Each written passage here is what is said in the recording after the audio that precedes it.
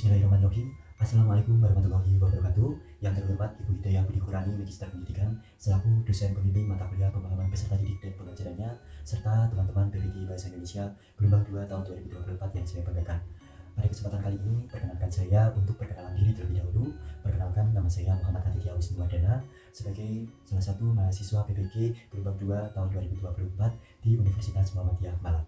Sholawat serta salam tak lupa kita panjatkan kepada junjungan Nabi besar Nabi Agung Muhammad SAW. Semoga kita selalu dilimpahkan syafaatnya di yaumil kiamah nantinya. Amin amin ya rabbal alamin.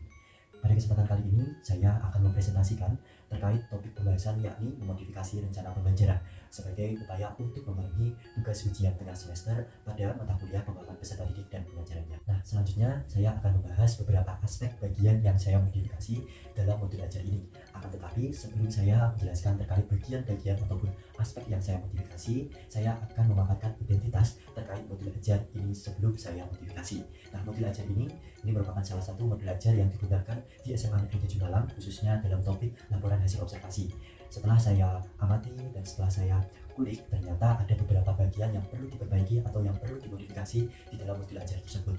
Sehingga dalam hal ini perlu saya berikan sebuah modifikasi atau perlu saya perbaiki terkait modul ajar yang telah disampaikan oleh SMA Negeri 7 Malang kepada saya. Aspek-aspek apa saja sih yang dimodifikasi dalam modul ajar saat ini? Yakni yang pertama adalah tampilan desain modul ajar. Nah, dalam hal ini saya bukan hanya memperhatikan terkait aspek yang harus ada di dalam modul ajar, akan tetapi di sini saya juga ingin memperbaiki modul ajar itu agar lebih menarik dan bisa digunakan tidak hanya oleh guru, tetapi bisa juga digunakan oleh siswa sebagai panduan dalam pembelajaran. Kemudian yang kedua, aspek yakni tentang struktur dan penggunaan bahasa Indonesia. Nah, tentunya dalam hal ini sangat penting sekali karena kita sebagai calon guru bahasa Indonesia harus memperhatikan bagaimana penggunaan bahasa Indonesia dalam kehidupan sehari-hari, khususnya dalam penggunaan maupun penulisan di dalam modul ajar ataupun dokumen lainnya. Kemudian yang ketiga yakni aspek elemen keterampilan berbahasa atau keterampilan berbahasa di dalam modul ajar. Kemudian yang keempat adalah subjek dalam kegiatan pembelajaran. Kemudian saya lanjutkan kembali terkait aspek atau bagian yang perlu saya modifikasi atau perlu perbaikan. Yang kelima adalah topik soal dalam bagian aspek sumatif. Kemudian yang keenam yakni asesmen pembelajaran. Ketujuh adalah rubrik penilaian pembelajaran, dan yang terakhir yakni kelengkapan dalam modul ajar tersebut. Salah satunya terkait kelengkapan glosarium dan daftar pustaka, karena sering sekali modul ajar itu lupa atau tidak ditampilkan terkait glosarium maupun daftar pustaka yang digunakan dalam menyusun modul ajar tersebut. Nah, selanjutnya aspek yang pertama saya modifikasi atau rubah dalam modul ajar ini itu adalah tampilan atau desain. Karena saya beranggapan bahwasanya modul ajar itu bukan hanya digunakan oleh guru saja atau pendidik, akan tetapi modul ajar itu juga bisa diberikan atau digunakan oleh peserta didik sebagai acuan rencana pembelajaran kita, agar rencana pembelajaran yang telah kita buat sebagai seorang pendidik itu bisa diketahui oleh siswa. Nah, siswa itu sangat suka dengan hal-hal yang istilahnya tampilan menarik, kemudian berwarna, atau mempunyai desain-desain yang mampu menarik perhatian siswa. Kemudian yang kedua adalah terkait struktur dan penggunaan bahasa Indonesia di modul ajar. Nah, dalam hal ini saya menemukan beberapa ejaan atau beberapa kata yang itu tidak perlu digunakan atau tidak perlu tertera di dalam modul ajar. Karena dalam penggunaan bahasa Indonesia sebagai seorang pendidik bahasa Indonesia, tentunya kita harus bisa menggunakan bahasa Indonesia itu secara baik dan benar, baik itu di kehidupan sehari-hari maupun di dalam kegiatan pendidikan, khususnya dalam pembuatan modul ajar ini. Nah, seperti di dalam modul ajar sebelumnya itu masih banyak beberapa kata yang disingkat. Nah, tentunya dalam hal ini itu kan tidak diperbolehkan dalam bahasa Indonesia atau tidak diperkenankan untuk digunakan dalam hal-hal yang formal semacam itu. Nah, dalam hal ini tentunya saya juga menemukan beberapa kalimat yang kurang efektif di dalam penggunaan modul ajar sebelumnya, maka saya rubah atau saya modifikasi agar kata ataupun kalimat yang ada di dalam modul ajar sebelumnya itu bisa lebih efektif dan sesuai dengan penggunaan bahasa Indonesia yang baik dan benar. Kemudian yang ketiga adalah elemen keterampilan berbahasa di dalam modul ajar. Seperti yang kita ketahui bersama, elemen keterampilan berbahasa itu kan ada 4, yakni menyimak, kemudian berbicara, memirsa, dan menulis. Nah, keempat elemen keterampilan berbahasa itu tentunya harus ada lebih dari 2 di dalam modul ajar. Karena di dalam modul ajar sebelumnya itu hanya ada satu saja elemen keterampilan bahasa yang digunakan.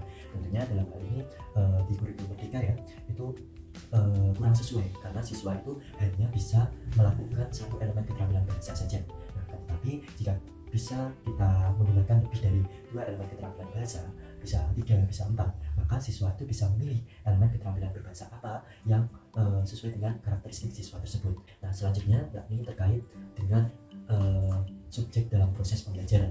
yang masih menggunakan peserta didik secara keseluruhan. Nah, ini saya temukan di modul ajar sebelumnya. Jadi setiap pertemuan itu rata-rata guru yang menjadi subjek utama, seperti dalam guru memberikan tugas, guru menyampaikan salam, guru memberikan LK dan lain sebagainya. Dan dalam hal ini saya mendapatkan pengetahuan baru pada saat pengajaran mata kuliah prinsip pengajaran dan asesmen yang diajar oleh Ibu Profesor Dr. Sugiyarti Magister Sains. Itu menjelaskan bahwasannya dalam pertemuan atau di dalam subjek proses pembelajaran modul ajar itu jangan subjek utamanya itu guru, tetapi subjek utama itu seharusnya siswa. Nah, dalam hal ini tentunya sebelumnya modul ajar itu masih berfokus kepada guru atau pendidik, jadi guru itu sebagai subjek utama dalam proses pembelajaran. Nah, dalam hal ini saya ubah di dalam modifikasi ini, saya ubah terkait subjek utamanya itu saya ganti semua dalam bentuk peserta didik. Jadi peserta didik menjawab persoalan, peserta didik menjawab salam, kemudian peserta didik menyampaikan pertanyaan. Maka dalam hal ini di modul ajar yang sudah saya modifikasi itu subjek yang paling utama itu ada di dalam peserta didik. Nah, selanjutnya itu terkait tentang topik soal pada bagian sumatif. Nah, sebelumnya modul ajar yang lama itu topik soalnya di bagian sumatif itu masih terlalu luas atau masih melebar, yakni berjudul tentang kebudayaan Indonesia. Nah, tentunya kebudayaan itu kan luas dalam laporan hasil observasi, sehingga dalam hal ini perlu saya modifikasi atau perlu saya kerucutkan agar topik soal atau topik pembahasan itu tidak terlalu luas sehingga mudah dipahami oleh peserta didik.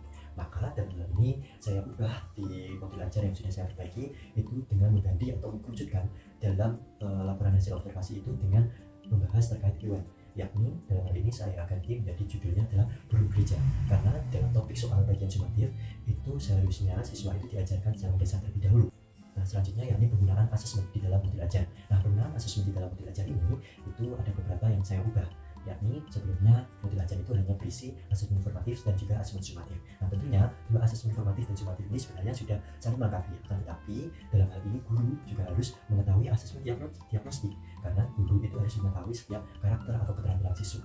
Sehingga dalam hal ini saya modifikasi atau saya ubah ke modul ajar yang terbaru, maka saya tambahkan menjadi 3 asesmen, yakni asesmen diagnostik yang pertama, kemudian asesmen formatif yang kedua, dan yang terakhir adalah asesmen sumatif. Sehingga ketiga asesmen ini akan saling berpengaruh atau saling berkaitan dari awal hingga akhir pembelajaran, mulai dari memahami karakteristik, kemudian dalam segi pengetahuan, dan dalam segi akhir pembelajaran apakah siswa itu sudah mampu memahami terkait materi laporan hasil observasi. Saya lanjutkan terkait lembar rubrik penilaian, karena dalam hal ini lembar rubrik penilaian itu sangat penting. Seperti kita ketahui bersama, penilaian itu harus valid dan reliable. Nah, dalam hal ini lembar rubrik penilaian yang ada sebelumnya di modul ajar itu masih istilahnya kurang begitu runtut dan sulit dipahami oleh penggunanya atau khususnya oleh guru, atau juga kurang dipahami oleh murid, karena dalam penampilan bobot penilaian di modul ajar sebelumnya itu masih dalam bentuk skor desimal atau dalam bentuk koma, sehingga dalam hal ini tentunya untuk penilaian itu cukup menyulitkan guru dan juga menyulitkan siswa untuk mengetahui terkait bobot penilaian itu sendiri. Nah, dalam hal tersebut maka modul ajar yang saya modifikasi atau saya ubah itu saya lebih efektifkan